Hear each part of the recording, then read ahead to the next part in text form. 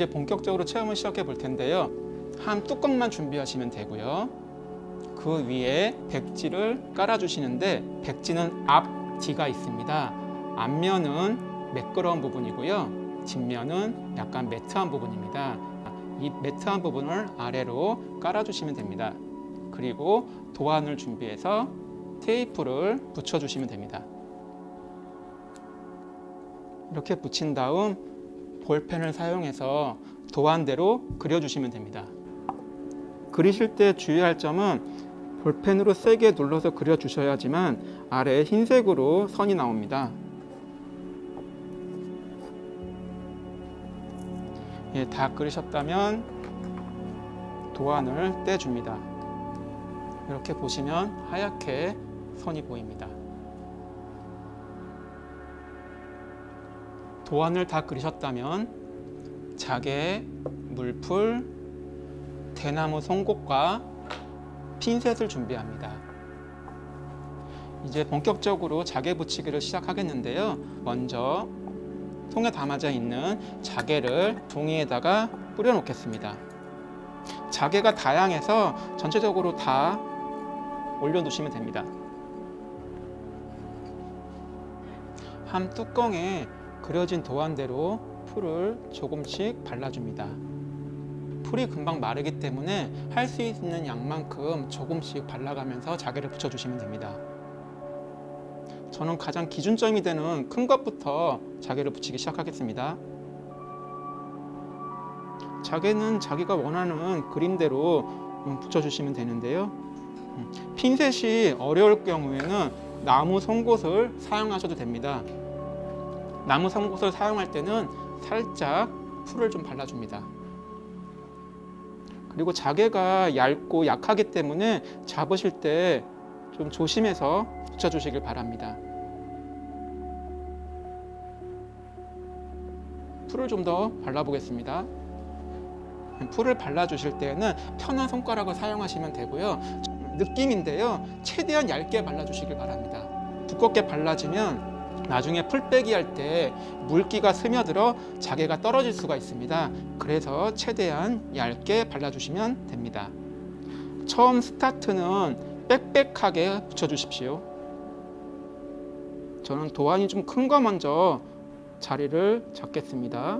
그리고 나서 사이사이를 작은 자개로 메꾸시면 됩니다.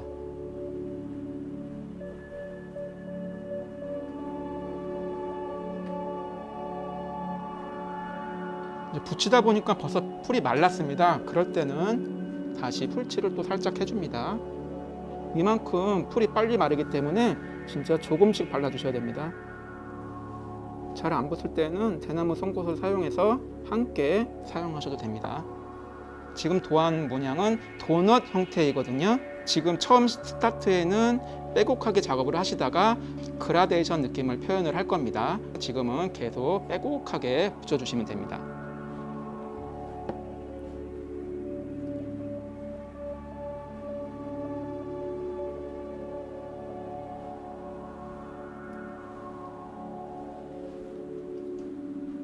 (4분의 3) 정도 구간이 지났을 때 지금부터 이제 그라데이션을 표현을 하겠습니다. 처음에는 꽉꽉 채웠지만 지금부터는 자개 사이사이를 조금씩 벌려줍니다. 한국화에서 혹시 붓터치감 아시죠? 처음에는 깊게 찍었다가 가면 갈수록 옅게 올려 쳐주는 그런 한국화에서 착안을 해서 디자인을 했습니다. 마지막에는 너무 큰 것을 사용하지 말아주세요. 너무 큰 게 들어가면 그라데이션 느낌이 안 나거든요. 그래서 좀 작은 것들을 좀 많이 넣어주시길 바랍니다. 다양한 문양보다는 원으로 제작된 자개를 붙여주시면 그라데이션 효과가 더 극대화됩니다.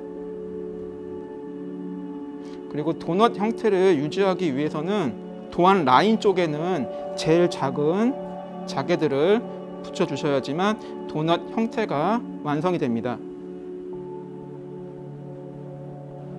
한번 멀리서 봐주시고 부족한 부분이 있으면 더 채워주시길 바랍니다.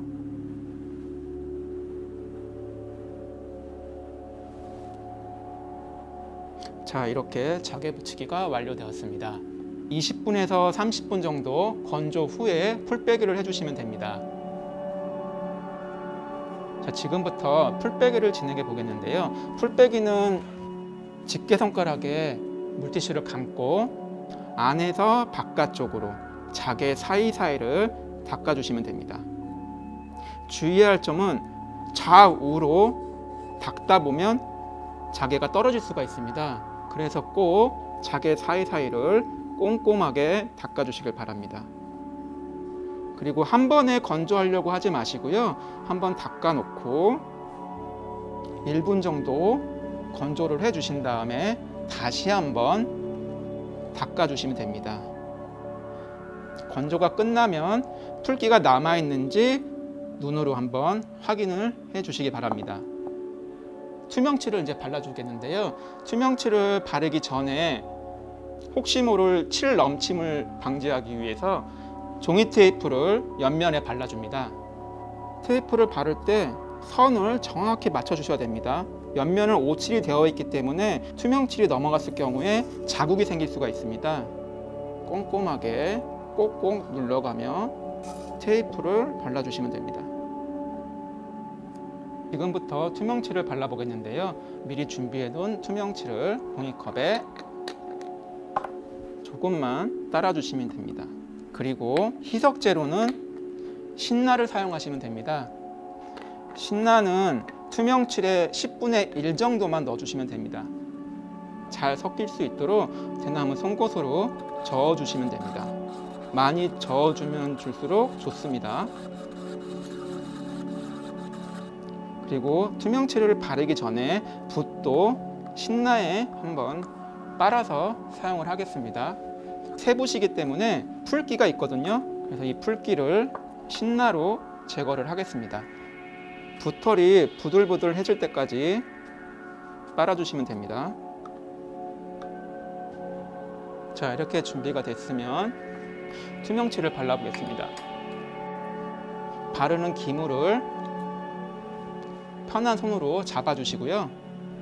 투명칠을 충분히 발라서 기물에 발라주시면 됩니다. 발라주실 때 주의하실 점은 안쪽에서 바깥쪽으로 발라주시길 바랍니다. 안쪽에서 바깥쪽으로.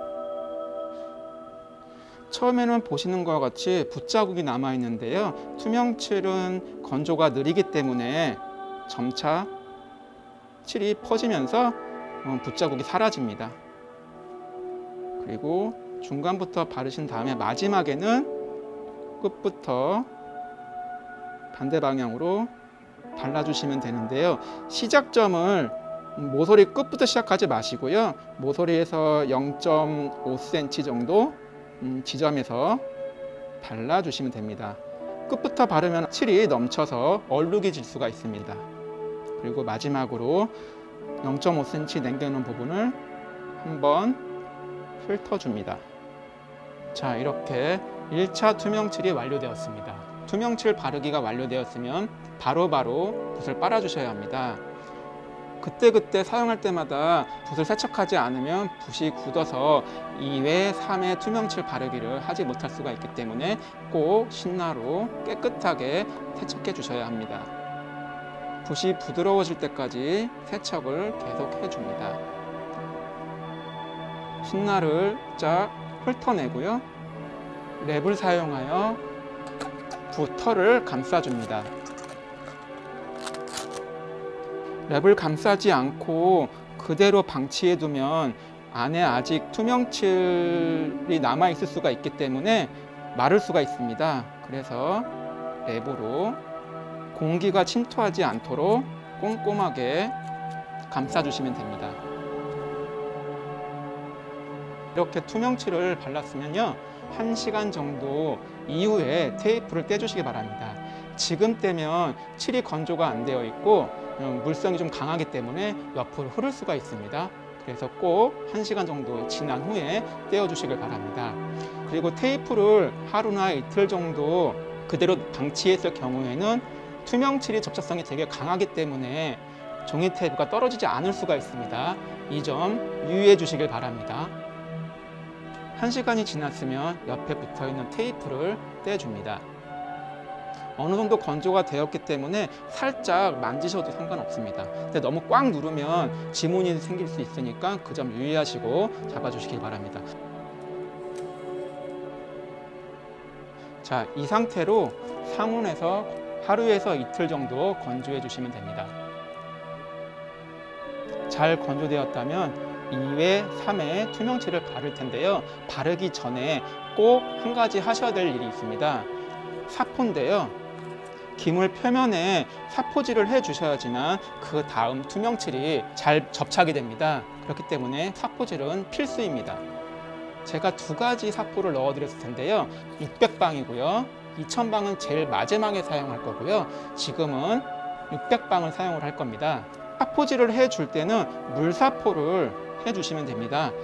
사포를 충분히 물에 적신 다음에 한 가지 주의하실 점은 그냥 생각 없이 좌우로 사포질을 하게 되면 모서리가 까질 수가 있어요. 포를 기물에 대주시고 집게손가락으로 자개를 살짝 들어줍니다. 그래서 끝부분부터 모서리부터 사포로 왔다 갔다. 사포를 들어주는 이유는 들지 않고 사포질을 하게 되면 모서리가 까집니다. 그래서 이 부분 꼭 주의해 주시길 바랍니다.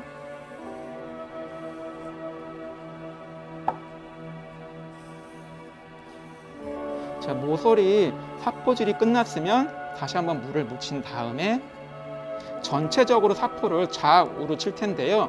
사포를 잡을 때는 집게손가락이랑 중지를 위로 하고 이런 형태로, 오른손으로 하게 되면 이런 형태로 잡아서 사포질을 해주시면 됩니다.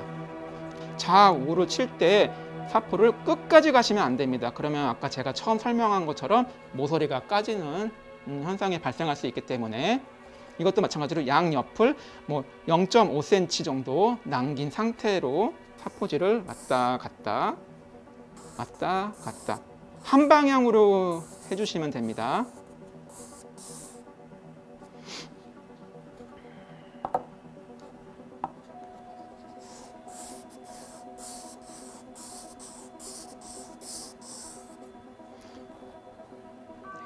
사포질이 다 완료되었으면 물수건으로 한번 닦아주시면 됩니다. 닦아주는 천은 집에 면보 같은 게 있으면 그걸로 닦아주시면 됩니다.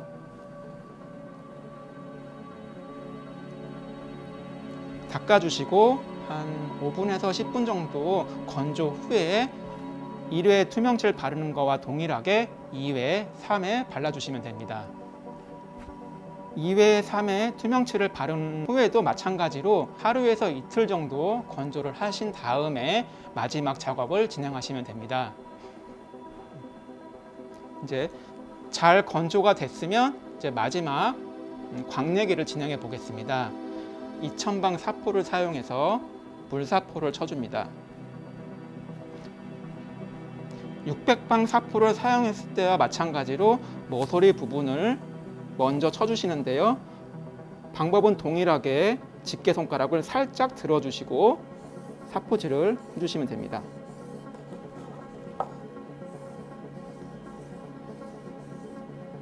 모서리 사포를 다 쳤으면 0.5cm 양쪽으로 남긴 상태로 좌우로 사포질을 해주시면 됩니다. 2000방 사포는 되게 곱기 때문에 꼼꼼하게 쳐주시면 됩니다. 물기가 있기 때문에 어느 정도 쳐졌는지 확인이 어렵거든요. 그래서 중간에 한번 물걸레로 닦아가면서 진행을 하겠습니다.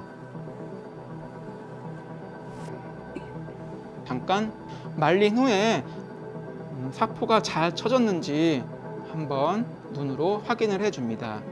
사포가 잘 쳐졌는지 확인하는 방법은 2000방 사포를 치기 전에는 유광이 돌지만 2000방 사포를 친 후에는 무광으로 보입니다. 먼지가 붙어 있을 경우도 있기 때문에 그 부분을 중점적으로 사포를 쳐주시면 됩니다. 미흡한 부분이 있으면 다시 한번 사포로 쳐주시길 바랍니다.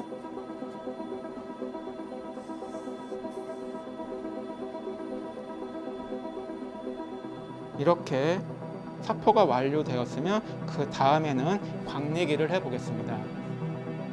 자, 지금부터 광내기를 시작해 보겠습니다. 광내기 재료는 광약과 솜을 준비하시면 됩니다. 솜은 사용하는 양만큼 찢어서 사용하시면 되고요. 광약을 표면에 묻혀줍니다.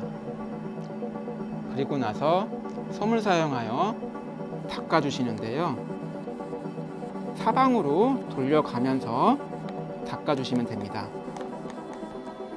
사포 치는 거와 마찬가지로 엄지로 눌러주시고 집게손가락을 살짝 들어주셔서 모서리 부분을 닦아주시면 됩니다.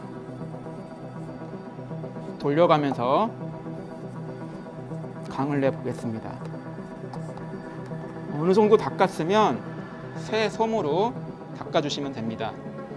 새 솜으로 닦을 때도 모서리 먼저, 그리고 한 가지 더 주의하실 점은 이렇게 보시면 옆면은 57로 마감되어 있거든요. 근데 보통 유광칠로 마감을 하는데 저는 무광 57로 마감을 했습니다. 그래서 광약이 옆으로 흘러 닿게 되면 이 무광기가 사라지고 유광으로 변할 수가 있거든요. 그래서 이 점 꼭 주의하시고 닦아주시기 바랍니다. 좌우로 하셔도 되고요. 이렇게 돌려가면서 광을 내셔도 됩니다. 순간적인 마찰과 열로 인해서 광이 나는 거기 때문에 힘을 주어서 빠르게 닦아주시길 바랍니다. 자, 이렇게 충분히 2차 광내기를 했으면 다시 한번 깨끗한 솜으로 닦아주십시오. 전체적으로 광이 잘 나는지 확인을 해줍니다. 광이 잘 나는 게 확인이 되었으면 전체적으로 닫아서 마무리하겠습니다. 이렇게 체험 과정이 마무리되었습니다.